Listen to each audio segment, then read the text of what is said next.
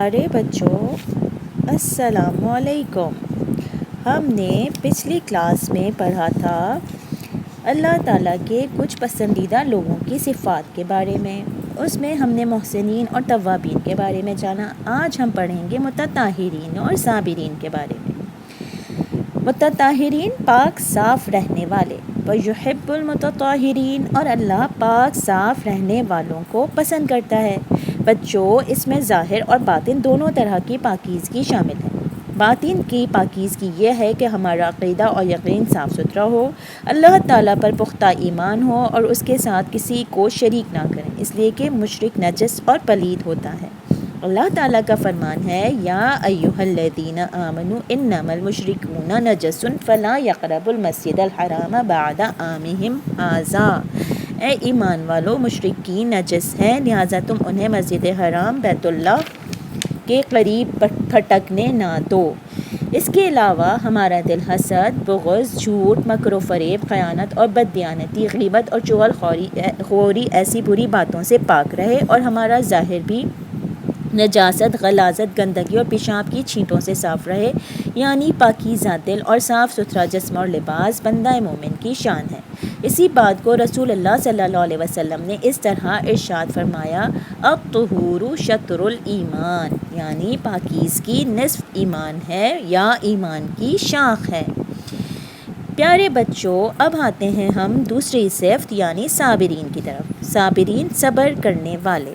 پیارے بچوں، جس طرح کوئی گلدستہ رنگ برنگ پھولوں سے خوش نما معلوم ہوتا ہے اور ان کی بھینی بھینی خوشبو سے ارد گرد کا ماحول معطر ہو جاتا ہے، اسی طرح ایک اچھا مسلمان چند اچھی خوبیوں سے آراستہ ہو کر لوگوں کو فیض اور آرام پہنچاتا ہے تو وہ اللہ تعالیٰ کا پسندیدہ بندہ بن جاتا ہے۔ ان میں سے ایک خوبی صبر ہے، جس کے معنی ہمت سے کام لینا، مشکلات میں ثابت قدم رہنا، مصائب کو خندہ پیشانی سے برداشت کرنا، ناکامی میں ہمت نہ ہارنا، غموں اور دکھوں میں پریشان نہ ہونا، میدان جنگ میں حوصلہ پست نہ کرنا اور دشمن کے مقابلے میں ڈٹے رہنا، دعوت اور تبلیغ میں تحمل اور برداشت سے کام لینا، لوگوں کے سخت جواب میں نرم رویہ اختیار کرنا اور انہیں معاف کر دینا ہی اس خوبی کا مفہوم ہے۔ بچوں، صبر کرنا جمع مردی ہے، شجاعت اور دلیری ہے، بڑائی اور عظمت ہے، اور سب سے بڑھ کر بندہ مومن کے لیے زندگی کے اندھیروں میں روشنی کا سامان ہے۔ جیسا کہ رسول اللہ صلی اللہ علیہ وسلم نے ارشاد فرمایا، الصبر ضیاء، صبر ایک روشنی ہے۔ آئیے دیکھیں کہ قرآن حکیم میں صبر کن کن معنوں میں آیا ہے۔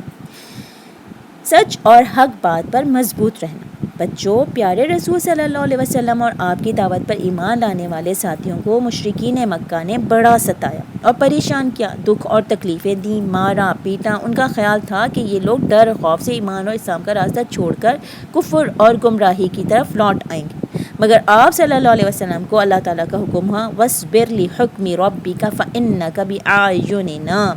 اے نبی صلی اللہ علیہ وسلم، اپنے رب کا فیصلہ آنے تک صبر کیجئے، اپنے دین پر ثابت قدم رہیے، یقیناً آپ ہماری نگاہ میں ہیں۔ مزید تنبیہ ہوتی ہے کہ گھبرا کر، پریشان ہو کر کبھی حق اور سچ بات کو نہ چھوڑیے اور بھولے سے بھی ان کافروں اور گناہ گاروں کا ساتھ نہ دیجیے۔ وَاصْبِرْ لِحُکْمِ رَبِّکَ وَلَا تُطِعْ مِنْہُمْ آثِمًا أَوْ کَفُورًا۔ اے نبی، آپ اپنے رب کے حکم پر صبر کیجیے اور ان میں سے کسی گناہ گار یا کافر کا کہا نہ مانیں۔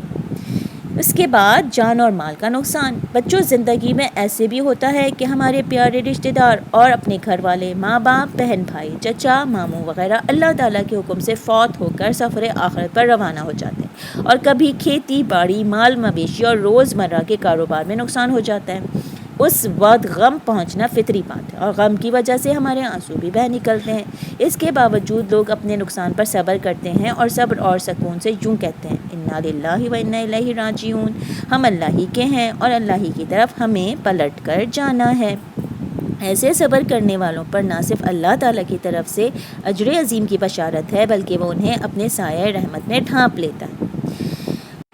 تو بچوں، یہ تھیں صابرین کی کچھ صفات۔ صابرین کا چیپٹر کافی لمبا ہے، مزید جاننے کے لیے ہم پھر ملیں گے نیکسٹ کلاس میں۔ تب تک کے لیے اللہ حافظ۔